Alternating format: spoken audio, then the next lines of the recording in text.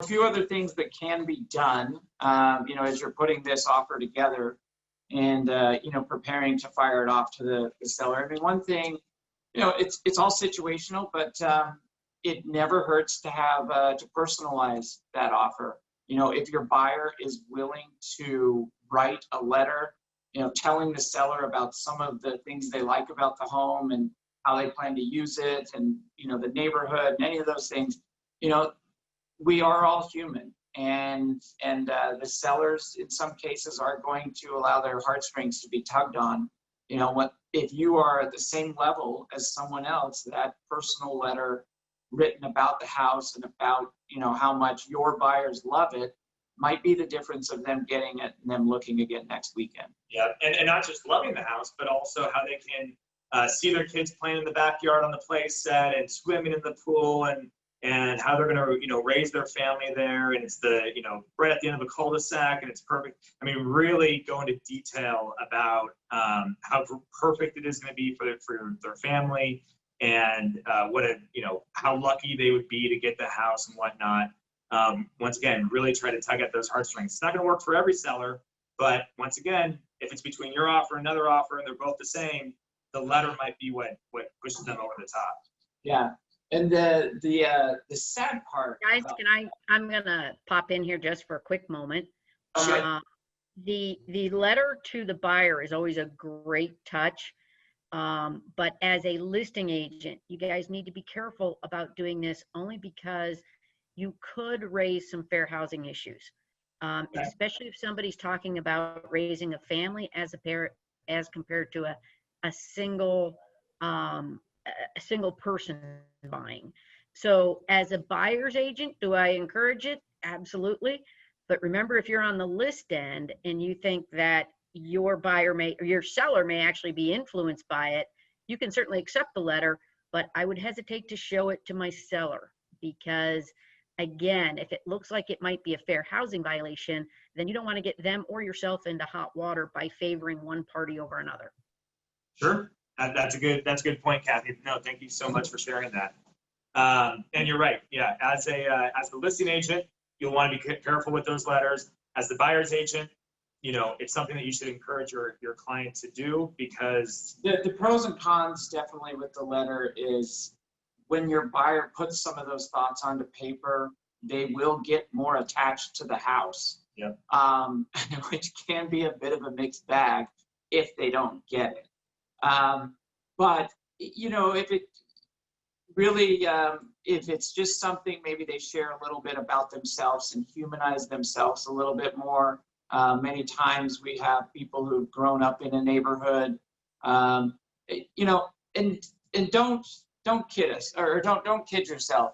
A letter is not going to win you the house if your buyer is not willing to also match that in price and terms. Don't think that, hey, my buyer, they offered 10 grand under asking when we heard that there were multiple offers, but they wrote a nice letter. I can't believe they didn't get it. No, the letter had nothing to do with it. It came down to price and terms. Yeah. And so, these are just little things when you are right there, neck and neck, and with another offer that might push you over the edge. But nothing works all of the time, and but some of it will work most of the time. It's a nice touch. Our team success manager, Heather, she was just in a multiple offer situation, and not only did her client write a letter, but her client's son also wrote a letter sharing how hard his mom works and how much this means to them and their family and everything else. And those two letters, I know, really tugged at the heartstrings of the seller and helped them win this multiple offer situation. Another thing along those lines, just to circle back, because I don't think we touched on it, you're going back to your lender partnerships and being pre-qualified in that. We believe it is imperative in multiple offer situations that your lender pick up the phone and call the listing agent and do the same thing you just did. Introduce the client, tell them about their qualifications, tell them about the loan process and that they're going to be smooth and easy to work with. They're professionals. let them know about their process. Hey, we're going to get you an LSU, a couple times during the transaction. We're on it. We're everything. Don't leave it up to the listing agent to call your lender, because they may or they may not. You want your lender to be on your team, and you want them to be on your side and make the call to that listing agent. Because I'll tell you, not a lot of lenders are doing it. And not a lot of buyer's agents are requesting their lender to do it. And this is something that will help, especially in finance deals, and they can talk about the client from a financial qualifications that the listing agent, when you say it, it doesn't carry as much weight, because of course you're going to be, you're biased, and the lender's biased too. But at least from the lender's perspective, when they can say, hey, I've got a rock solid buyer, I've got him through the system, blah, blah, blah, blah, blah, they're good to go, AKA, all things move smoothly, we're going to close on the house. It just carries more weight from the lender than it does from you. Yeah, it's such a nice touch, and it shows that the lender is going to be intimately involved in the transaction, that they care about their client getting the property, that they're not going to go dark, if something were to happen or issues were to come up. And once again, out of all the properties that we've listed and sold over the last 12 months, I can't think of one lender that's ever reached out to either one of us.